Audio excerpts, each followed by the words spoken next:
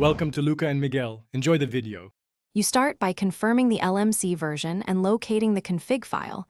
This ensures you edit the right format. Once found, make a backup copy or commit to Git so you can revert. That protects your environment. Then open the file in an editor that shows syntax, because LMC configs accept precise keys and indentation. While editing, keep a reference of default keys nearby. That way you change values intentionally and avoid accidental deletions or malformed blocks.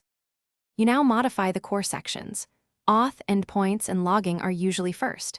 Make targeted changes, update tokens, endpoint URLs or log levels, because broad edits risk breaking services.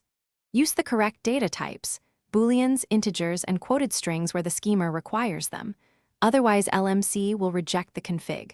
Once edits are complete, run LMC validate or a YAML/JSON linter to catch syntax errors. If validation passes, save and prepare to reload the service to apply changes. You apply changes by reloading or restarting LMC, for example using systemtool restart LMC or LMC reload if supported.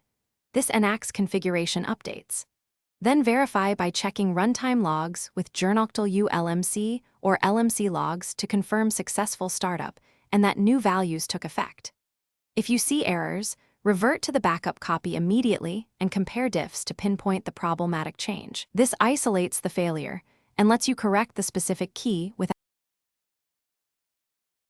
Thanks for watching and please subscribe. It's the best investment you'll ever make.